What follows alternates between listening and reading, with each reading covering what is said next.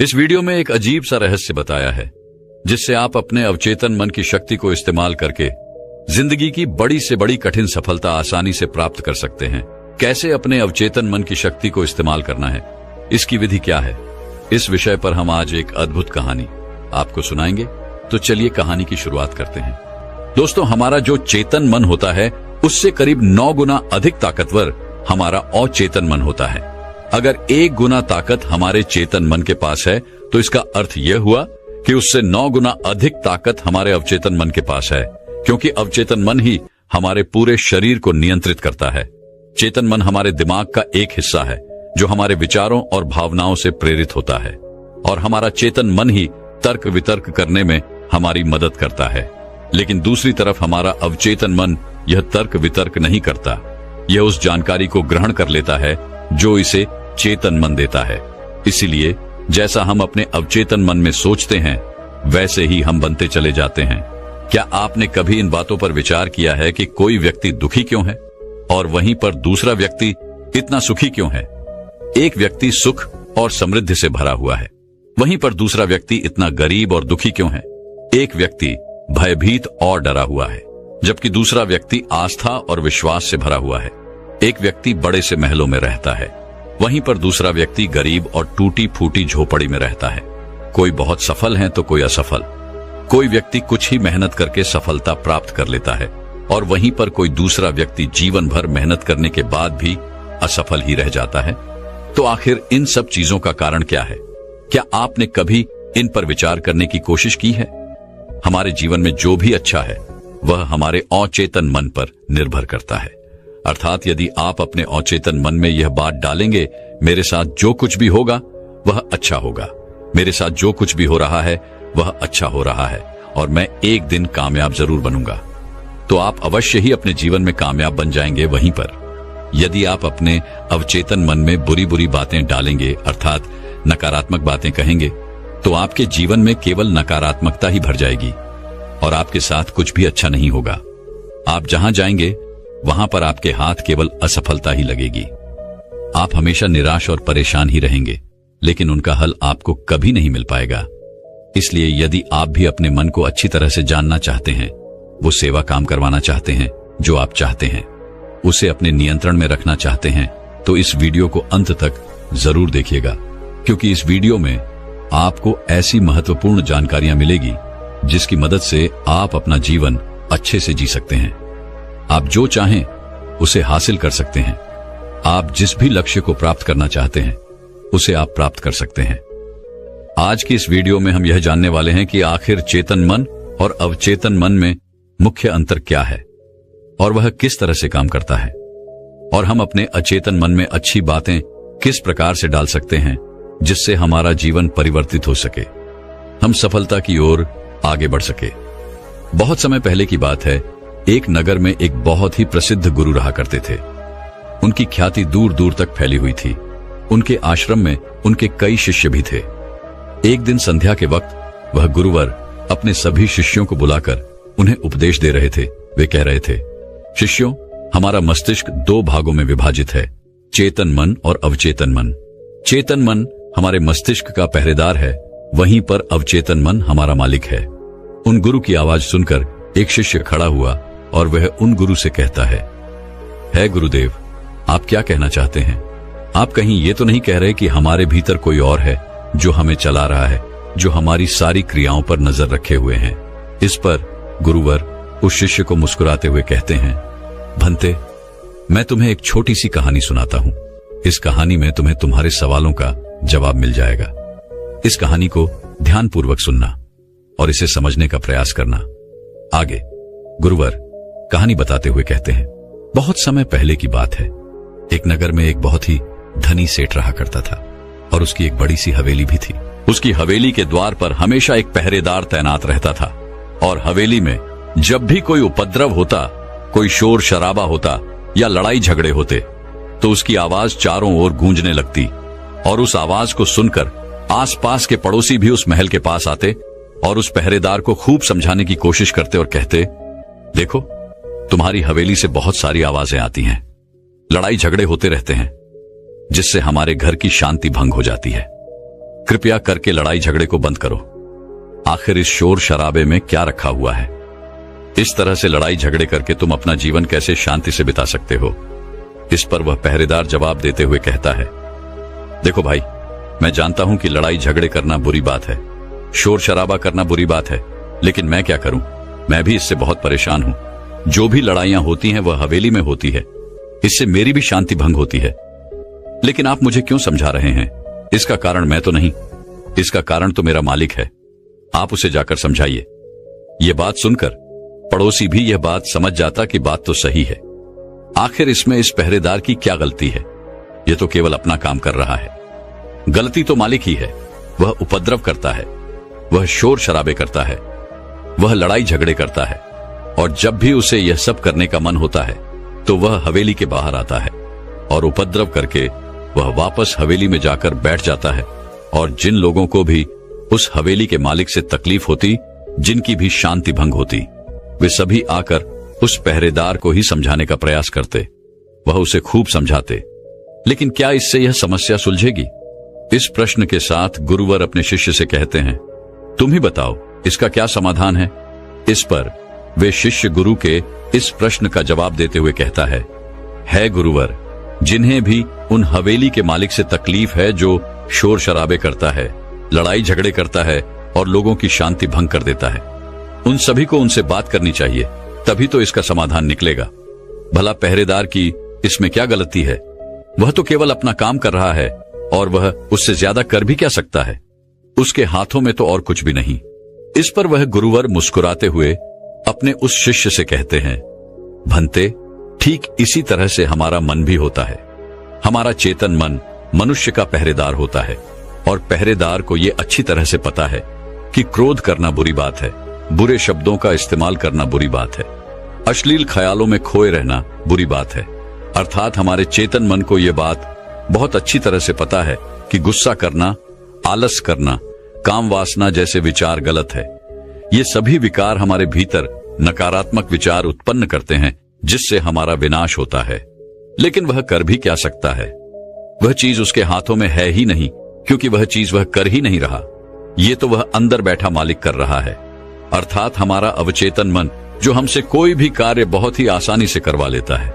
और ये सभी बातें हम में से हर सभी अच्छी तरह से जानते हैं और हमें ऐसा लगता भी है कि हम अच्छी तरह से समझ चुके हैं, जैसे कि वह पहरेदार समझता है। लेकिन वास्तविकता में तो इससे हमारे जीवन पर कोई भी बुनियादी फर्क नहीं पड़ता। आगे वह गुरु उस शिष्य से कहते हैं, भंते, तुमने भी अपने आप को कई बार यह समझाने की कोशिश की होगी कि मुझे सुबह सही समय पर उठना है, आश्रम की साफ सफाई करनी है, भिक्षा मांगने जाना है और रात को आने के बाद मुझे ध्यान भी करना है।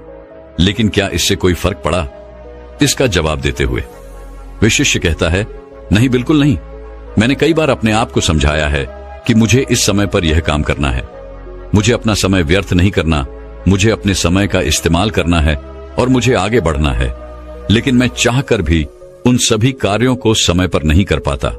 इस पर वह गुरुवर अपने उस शिष्य से कहते हैं, भंते, जब भी हम अपने आप को कुछ समझाने का प्रयास करते हैं तो हमें ऐसा लगता है कि अब हम समझ चुके हैं और अब हमसे कोई गलती नहीं होने वाली, और हम सोचते हैं कि अब हमारा जीवन बदल जाएगा, हम जो भी करेंगे अब वो सही होगा, अब तो हम जीवन में सफलता प्राप्त कर ही लेंगे।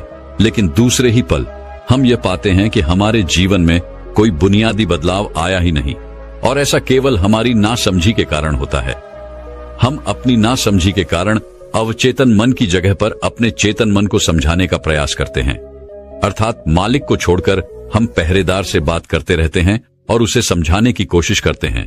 लेकिन तुम यह भूल जाते हो कि आखिर वह पहरेदार कर भी क्या सकता है? वह सब उसके हाथों में है ही नहीं। हमें तो अपने अवचेतन मन को समझाने की आवश्यकता है।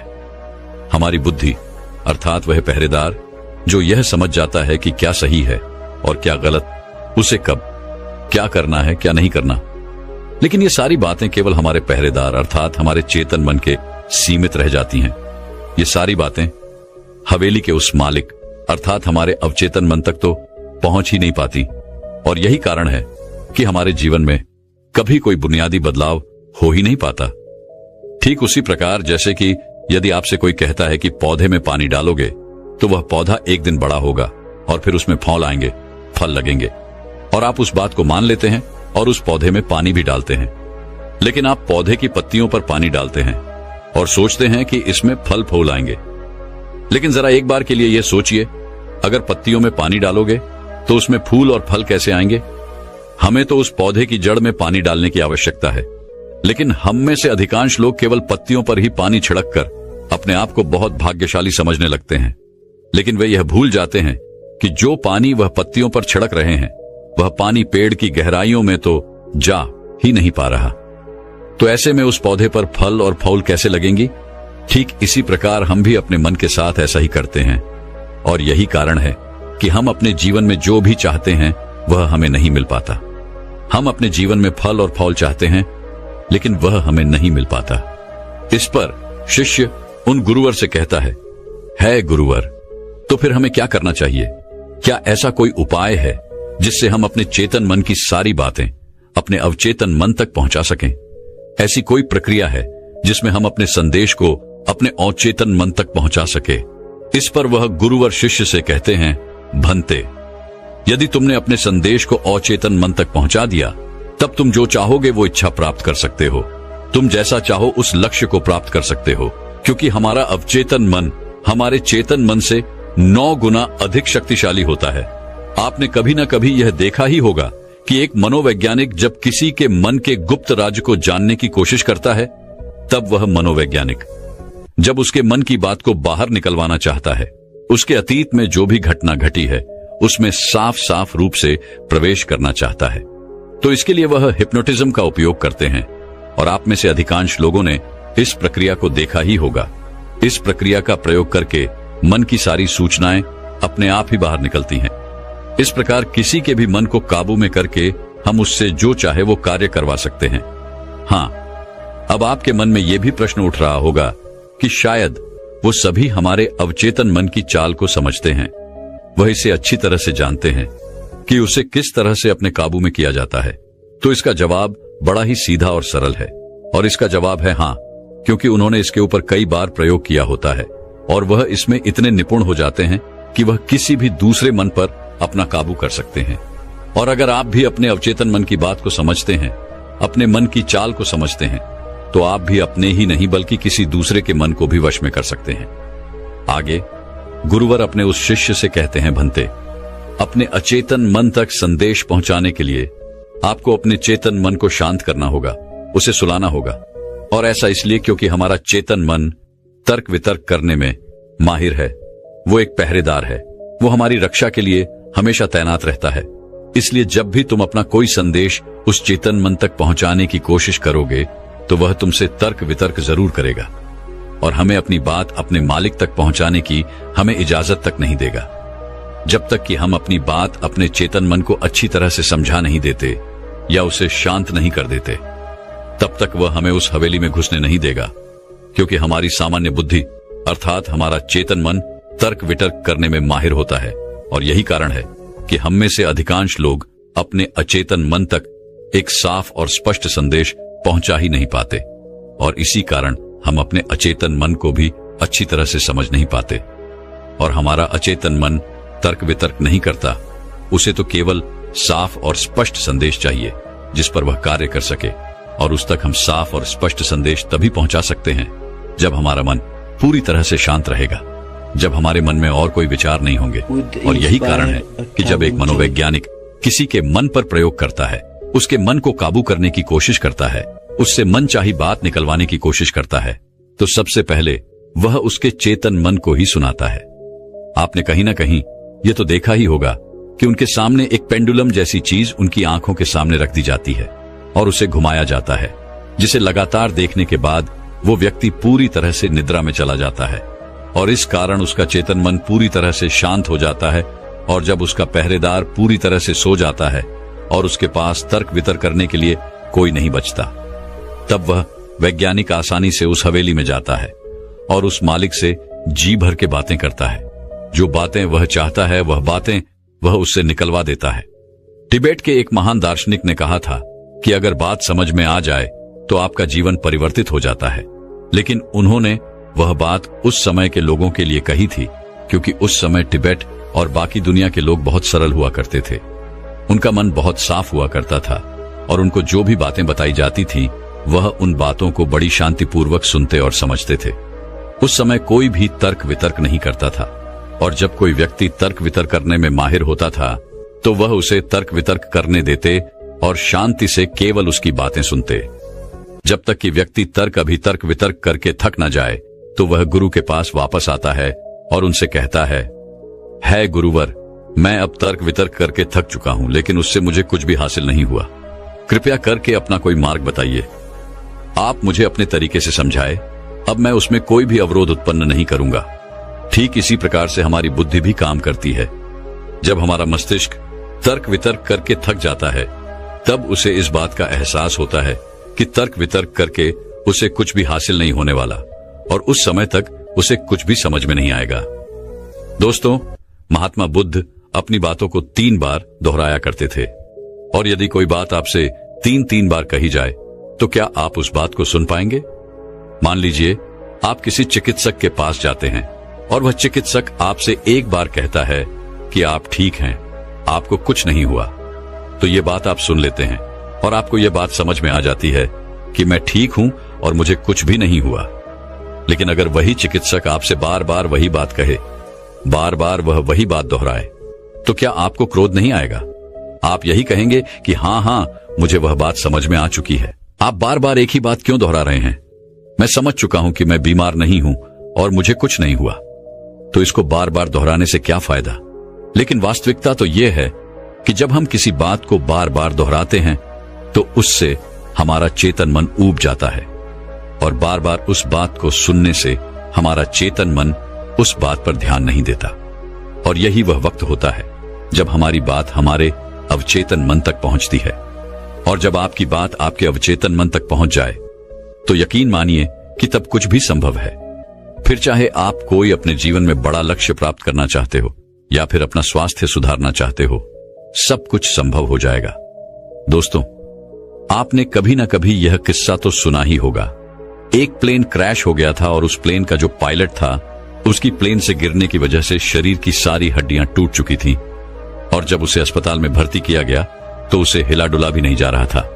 डॉक्टरों ने भी ये जवाब दे दिया था कि तुम ठीक नहीं हो सकती और तुम्हारी हड्डियों को फिर से जोड़ पाना लगभग नामुमकिन है। लेकिन वह व्यक्ति जीना चाहता था। उसने अपने अवचेतन मन में जबरदस्ती यह बात डाली कि मैं ठीक हो सकता हूं, मैं ठीक हो सकता हूं, और यकीन मानिए कि वह व्यक्ति सच कुछ ठीक हो गया। वह अपने पैरों पर चलकर अपने घर गया।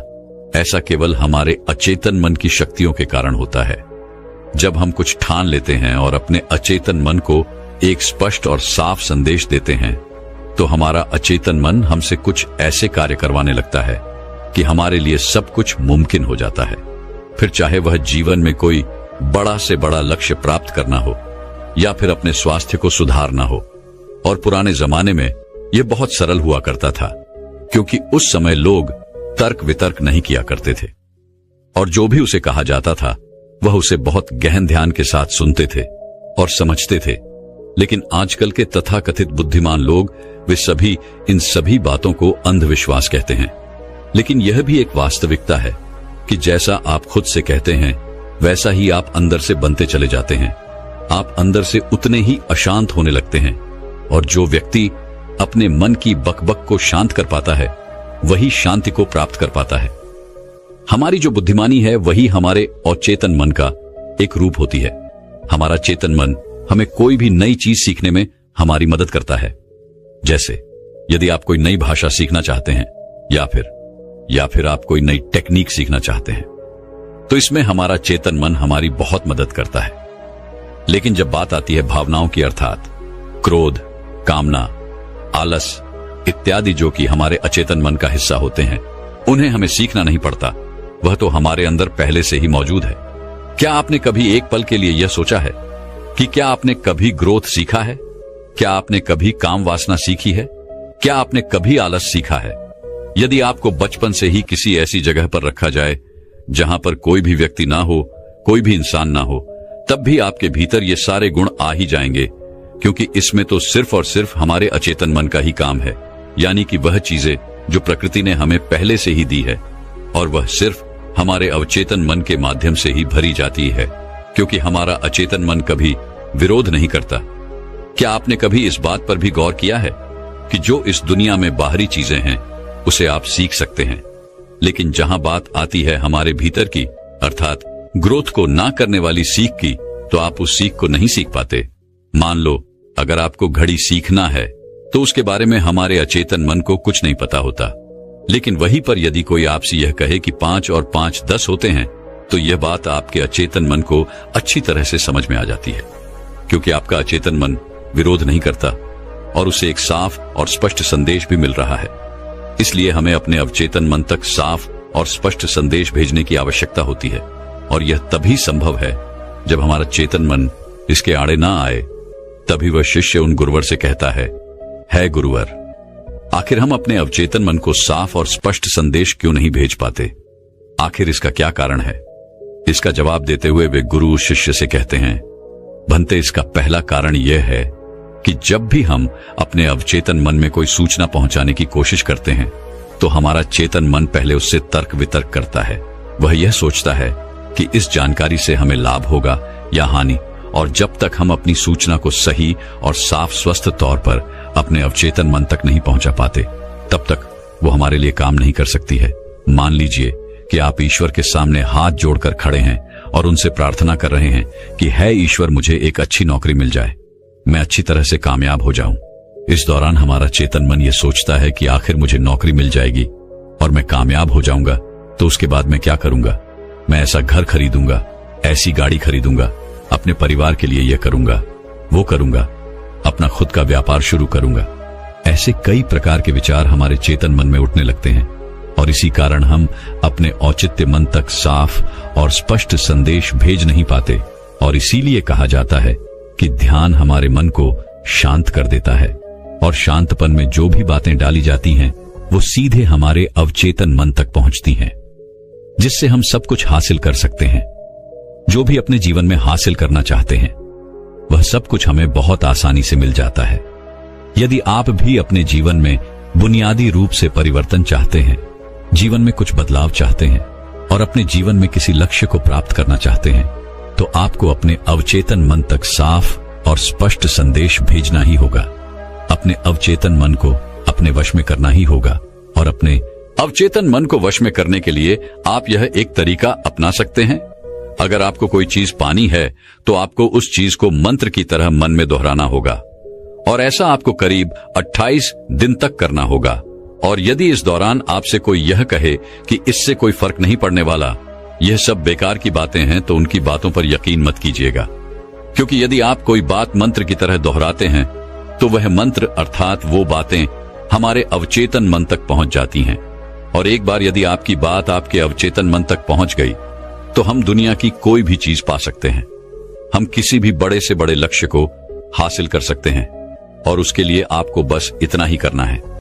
जब भी आप रात को सोने जाएं, तो बिस्तर पर लेटने के बाद नींद आने से ठीक पहले आपको करीब 10 से 15 बार अपने मन में उस मंत्र को दोहराना है जो भी आप चाहते हैं, और ऐसा करते हुए आपको नींद में चले जाना है, क्योंकि हमारा अचेतन मन कभी नहीं सोता।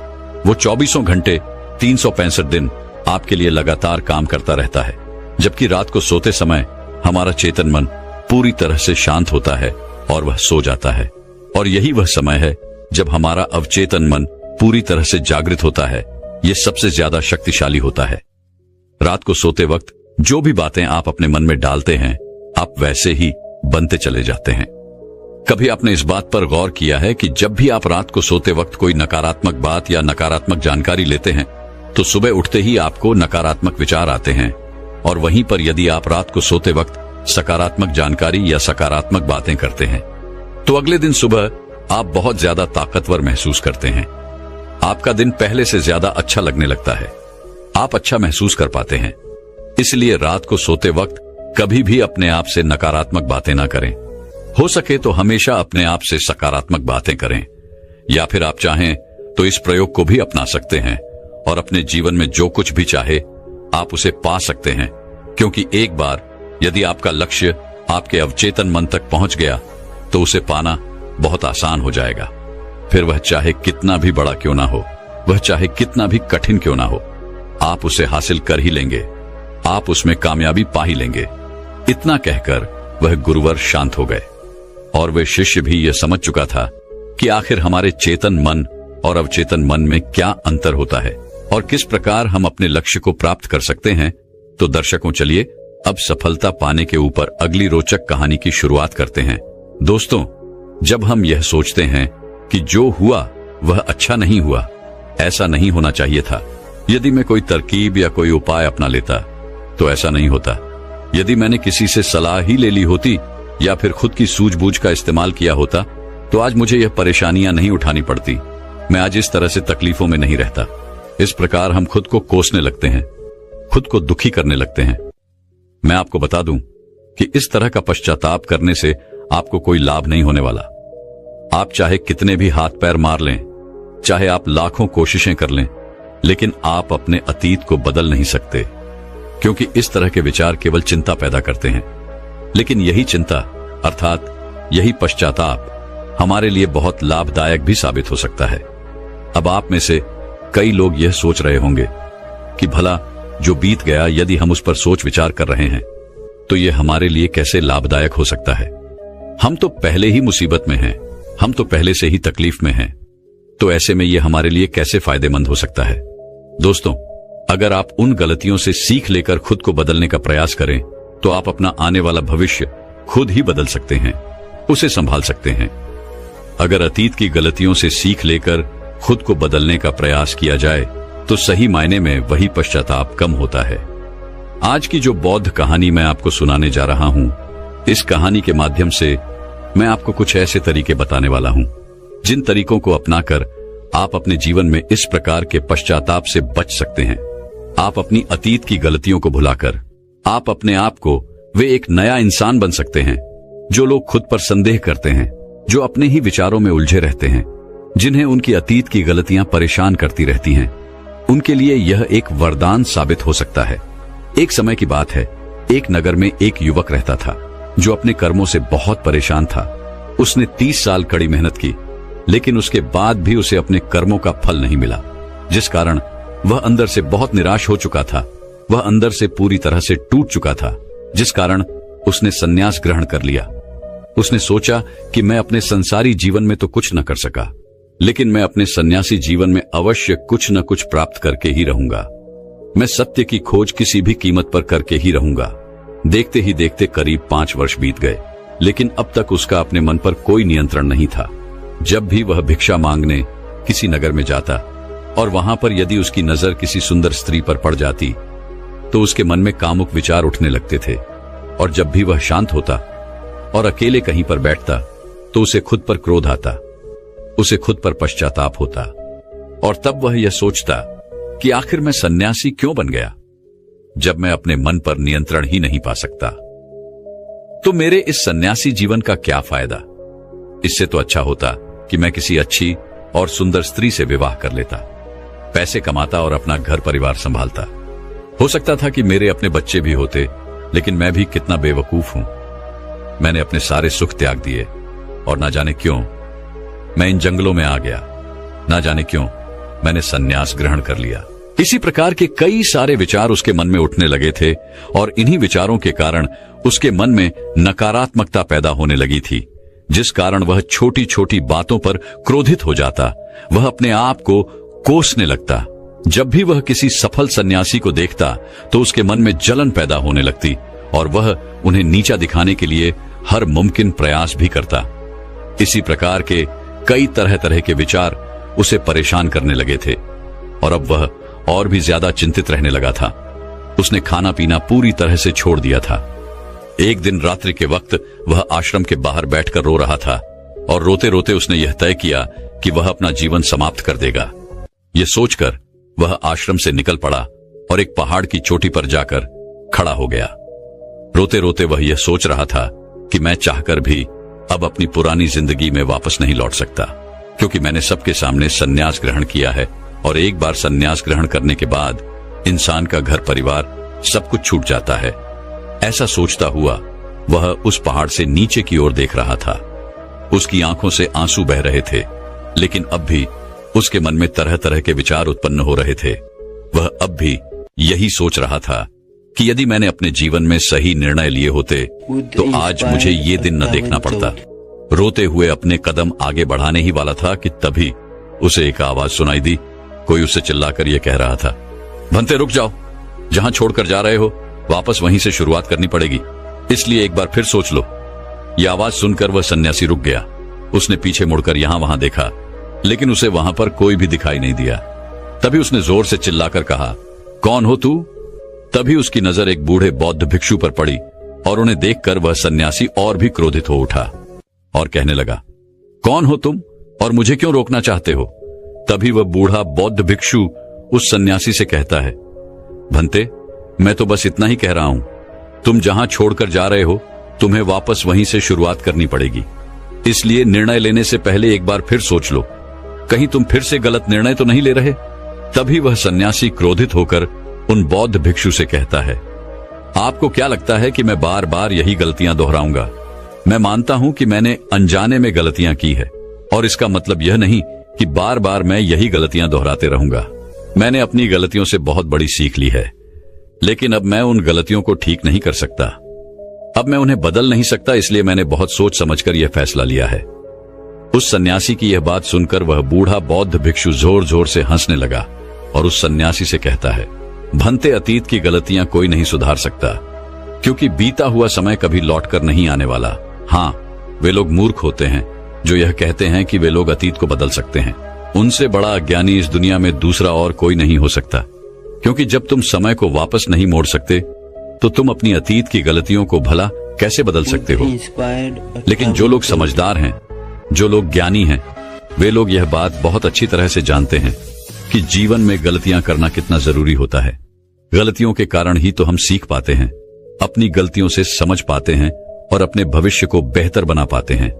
आगे वह बूढ़ा बौद्ध भिक्षु उस सन्यासी से कहता है, भंते, जब तक तुम्हें खुद की कमियों का ही पता नहीं होगा तब तक तुम अपने आप को बेहतर कैसे बना सकते हो? और हमारी कमियां तो सिर्फ हमारी गलतियों से ही पता चलती हैं।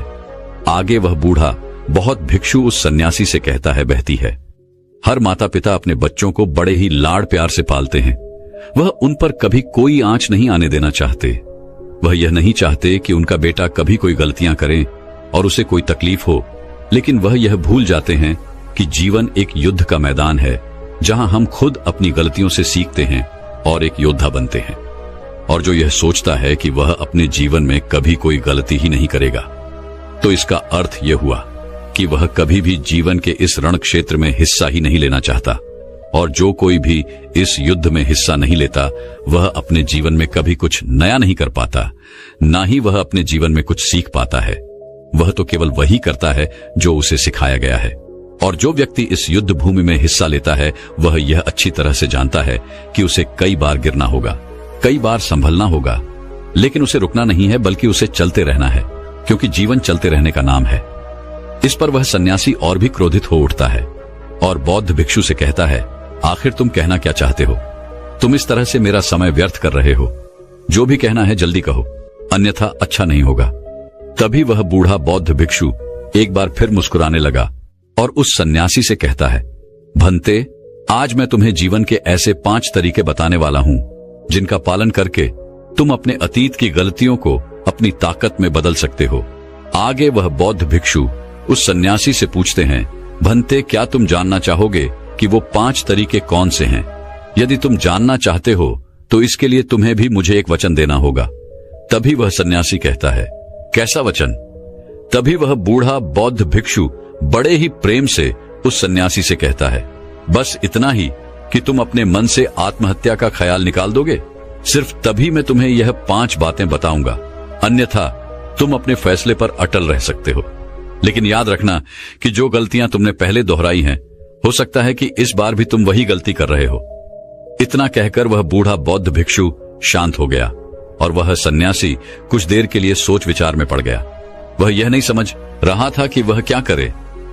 यदि वह आत्महत्या करता है तो उसे वह 5 बातें नहीं पता चल पाएंगी, और यदि वह 5 बातें जानने के लिए जाता है तो उसे आत्महत्या का ख्याल मन से निकालना पड़ेगा। वह सन्यासी असमंजस में पड़ गया, लेकिन काफी देर सोच विचार करने के बाद आखिरकार उसने उस बूढ़े बौद्ध भिक्षु की बात मान ली और वह उन बूढ़े बौद्ध भिक्षु के पास पहुंचा और कहने लगा, कहिए आप क्या कहना चाहते हैं। तभी वह बूढ़ा बौद्ध भिक्षु उस सन्यासी से पहली बात बताते हुए कहता है, भंते, सबसे पहले तो तुम यह जान लो कि अतीत में जो भी तुमसे गलतियां हुई है वह किसके कारण हुई, उसके पीछे का क्या कारण था, क्योंकि कोई भी गलती करने के पीछे कुछ मुख्य कारण अवश्य होते हैं। तुम्हें सबसे पहले उन कारणों को पहचानना होगा। वह कारण या तो कोई मजबूरी हो सकते हैं या कोई इंसान हो सकता है जिसके कारण तुमने वो सारी गलतियां की, या फिर हो सकता है कि तुमने वो गलतियां केवल अपने स्वार्थ के लिए की हो। तुम्हें उन कारणों को पहचानना होगा। यदि तुम्हें किसी से धोखा मिला तो क्यों मिला? क्या तुमने कभी इसके ऊपर विचार किया है? क्योंकि शायद तुमने उस पर हद से ज्यादा विश्वास किया होगा। एक बार यदि तुमने उस कारण को पकड़ लिया और उसे जान लिया तो तुम यह समझ पाओगे कि तुमने कहां कमी रह गई, तुमने कहां पर गलती की, और एक बार यदि तुम अपनी गलती को समझ जाओगे तो तुम उसे सुधार भी सकते हो ताकि वैसी गलती भविष्य में तुमसे दोबारा न घटे। आगे वह बूढ़ा बौद्ध भिक्षु उस सन्यासी से कहता है, गलतियां हमें दुख नहीं देती। दुख हमें तब होता है जब हम अपनी गलतियों को बार बार दोहराते हैं, जब हमें इस बात का एहसास होता है कि शायद हम अपनी गलती को अब सुधार नहीं सकते और शायद हमारे भीतर अब उतना आत्मबल नहीं बचा कि हम उन गलतियों से सीखकर उन्हें सुधार सकें। जब हमें खुद पर संदेह होने लगता है, खुद पर संशय होने लगता है, तब हमें पीड़ा होती है। किंतु एक बार, केवल एक बार यदि तुम यह समझ जाओ कि गलती करके जब हम उससे सीख लेते हैं और उस गलती को सुधारने का हर मुमकिन प्रयास करते हैं तो हमारे भीतर एक विश्वास जाग उठता है और फिर हमें कभी कोई दुख नहीं परेशान करता। इसलिए हमें किसी भी गलती के पीछे का कारण जानना बहुत आवश्यक होता है, और इसके लिए तुम चाहो तो खाली बैठकर चिंतन कर सकते हो। यह इतना मुश्किल भी नहीं है। एक बार अगर उस गलती के पीछे की वजह तुम्हें समझ में आ जाए तब दूसरा तरीका काम आता है। जब हम गलती के पीछे की वजह को जान जाते हैं, उसे समझ जाते हैं, तो उसके बाद हमें खुद से एक सवाल करना चाहिए, और वह सवाल यह है कि गलती करने से पहले हम कैसे इंसान थे, और यह गलती करने के बाद हमारे अंदर क्या परिवर्तन हुआ है। क्या हमने अपनी गलती से कोई सीख ली है या नहीं, और यदि सीख ली तो फिर हमने अपने बारे में क्या जाना। आगे वह बूढ़ा बौद्ध भिक्षु उस सन्यासी से कहता है, भंते, यदि तुम इस प्रकार खुद से सवाल करोगे तो तुम पाओगे कि तुम्हारे जीवन में कुछ नए अनुभव जुड़ गए हैं, और यह अनुभव ही तुम्हें आगे ले जाएंगे, क्योंकि यह जीवन में आगे बढ़ने के लिए तुम्हारी बहुत मदद करेंगे। तुमने देखा होगा कि जब किसी को जीवन में धोखा मिलता है तो अधिकांश लोग केवल यह सोचते हैं कि आखिर इसमें हमारी क्या गलती थी, लेकिन वह इस वास्तविकता को नहीं देख पाते कि आखिर तुम्हें धोखा मिला है तो क्यों मिला। क्योंकि आप एक संवेदनशील इंसान हैं, और जब आप ज्यादा संवेदनशील हो जाते हैं तो ऐसी स्थिति में आपकी संवेदनशीलता ही आपके धोखे का कारण बनती है, और यही आपकी गलती है। और जब आपको अपनी गलती के बारे में पता चल गया तो आपने यह भी सीख लिया कि आपकी गलती थी अधिक संवेदनशीलता। आपने अपने बारे में कुछ नया अनुभव प्राप्त किया। अगर तुम एक बार अपने बारे में निरीक्षण करना शुरू करोगे तो अपने बारे में तुम्हें बहुत सी अद्भुत बातें पता चलेंगी, और तब तुम खुद ही आश्चर्यचकित हो जाओगी, क्योंकि तुम खुद के बारे में और अधिक जानने लगोगे। इसलिए खुद का निरीक्षण करना अति आवश्यक है। आगे वह बूढ़ा बौद्ध भिक्षु उस सन्यासी से तीसरी आदत बताते हुए कहता है, तीसरे तरीके में हम खुद से संकल्प करते हैं। हम यह दृढ़ संकल्प बना लेते हैं कि हम भविष्य में दोबारा यह गलती नहीं दोहराने वाले। हाँ, हमसे कुछ नई गलतियां आवश्यक होंगी, लेकिन ये गलतियां हम जीवन में कभी नहीं दोहराएंगे। आगे वो बूढ़ा बहुत बिच्छू पोष सन्यासी से कहता है, बनते, इस संसार में 3 प्रकार के लोग होते हैं। एक वो जो दूसरों की गलतियों से सीखते हैं, दूसरे वो जो खुद की गलतियों से सीखते हैं, और तीसरे वो जो गलतियां करते ही रहते हैं लेकिन कभी अपनी गलतियों से सीख नहीं पाते। तुमने भिन्न भिन्न प्रकार की नदियों को तो देखा ही होगा। नदियों का अर्थ तभी निकलता है जब वो अलग अलग जगह से होकर गुजरती है। अगर वही नदी एक जगह पर ठहर जाए तो क्या वह नदी कहलाएगी? इसी प्रकार एक इंसान का जीवन भी नई नई गलतियां करने के लिए बना है। इसलिए एक बार जो तुमने गलती कर दी उसके लिए दृढ़ संकल्पित हो जाओ कि तुम जीवन में वो गलतियां कभी नहीं दोहराओगे। हाँ, हो सकता है कि तुमसे कोई नई गलतियां हो, लेकिन यदि तुम बार बार वही गलतियां दोहराते हो तो तुम मूर्ख हो। ऐसी अवस्था में तुम में और किसी जानवर में कोई फर्क नहीं रह जाएगा। आगे वह बौद्ध भिक्षु उस सन्यासी को चौथा तरीका बताते हुए कहते हैं, भंते, कई बार तो हमें पहले से ही अपनी गलतियों के होने का एहसास हो जाता है। गलतियां होने से पहले ही हमें उसका आभास हो जाता है कि हमसे गलतियां होने वाली हैं। इसलिए अगर गलती होने से पहले आपको एहसास हो रहा है तो आप बहुत खुशकिस्मत है और आप उस गलती को होने से रोक सकते हैं। आपने कभी न कभी इन संकेतों को महसूस किया होगा, क्योंकि यह ब्रह्मांड हमें संकेत देता है। लेकिन फिर भी हम में से अधिकांश लोग इन बातों को नजरअंदाज कर देते हैं, जिसका परिणाम हमें बाद में भविष्य में भोगना पड़ता है। लेकिन जैसे जैसे आप अपने इन अतीत की गलतियों से सीखने लगते हैं तो आपका अनुभव बढ़ने लगता है, जीवन के बारे में समझ पैदा होने लगती है, और जब हमारी समझ बढ़ने लगती है तो गलतियों को होने से रोका भी जा सकता है। इसलिए बुद्धिमानी का इस्तेमाल करें, चिंतन करिए कि आप जो भी काम करने जा रहे हैं आखिर उसका परिणाम क्या हो सकता है। कहीं वह काम कोई गलती तो नहीं कहलाएगा। इसी तरह से एक मनुष्य जीवन के परिपक्वों में बांटा जाता है और इसी से आपका विकास होता है, और हम सभी को इस राह से होकर गुजरना ही पड़ता है, अन्यथा हमारा जीवन वहीं पर ठहर जाएगा। हम कभी भी आगे नहीं बढ़ पाएंगे। यदि आप अपने जीवन में आगे बढ़ना चाहते हैं, किस लक्ष्य को प्राप्त करना चाहते हैं, तो आपको इस कार्य प्रणाली को अपनाना ही होगा, इसे समझना ही होगा। आगे वह बूढ़ा बौद्ध भिक्षु उस सन्यासी को आखिरी आदत बताते हुए कहते हैं, भंते, आखिरी और सबसे महत्वपूर्ण सीख, अगर तुम अपने अनुभव से एक इंसान बन चुके हो तो अब तुम दूसरों के लिए मार्गदर्शन का काम कर सकते हो। तुम दूसरों की राह में दीपक बनकर उन्हें रोशनी दिखा सकते हो, उन्हें उनकी राह पर आगे बढ़ा सकते हो, क्योंकि हम वैसे ही बन जाते हैं जैसा कि हम सोचते हैं। और जब आप खुद को बेहतर बनाने का प्रयास करेंगे तो आप देखते ही देखते बेहतर बनते चले जाएंगे, और ये प्रकृति भी आपका साथ देगी, आपकी सहायता करेगी। ब्रह्मांड आपको खुद ब खुद रास्ता दिखाएगा और आप मानव जाति का कल्याण करने के कार्य में लग जाते हैं। तब वह शास्त्रों में सबसे सर्वश्रेष्ठ कार्य माना जाता है। इससे श्रेष्ठ कार्य तो और कोई हो ही नहीं सकता। जो व्यक्ति समस्त जीव जंतुओं और मानव जाति के कल्याण के बारे में सोचता है, ऐसे लोग परमात्मा हो जाते हैं। ऐसे व्यक्तियों के मन में प्रेम, करुणा, दया जैसे अनेक भाव उत्पन्न होने लगते हैं, और परमात्मा करुणा और प्रेम का ही दूसरा नाम है। इतना कहकर वह बूढ़ा बौद्ध भिक्षु शांत हो गया, और उस सन्यासी को भी अपनी गलती का एहसास हो गया। अब उसकी आंखों में खुशी की आंसू थे। वह उन बौद्ध भिक्षु के चरणों में जा गिरा और उन बूढ़े बौद्ध भिक्षु से कहता है गुरुवर, ऐसा निर्मल और जीवन का सार्थक ज्ञान पाकर मैं धन्य हो गया।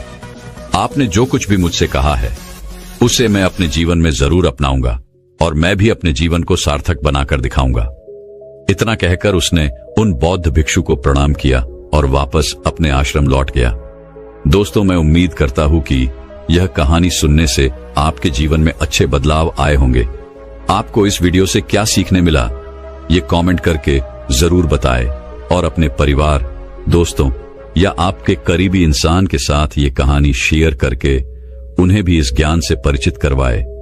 बाकी अगर आपको यह वीडियो दिल से अच्छी लगी हो तभी इस वीडियो को लाइक कर देना, और आपने अब तक इस चैनल को सब्सक्राइब न किया हो तो चैनल को सब्सक्राइब भी जरूर कर देना। आपका हर दिन शुभ हो और खुशियों से आपका जीवन भरा रहे। धन्यवाद। नमो बुद्ध।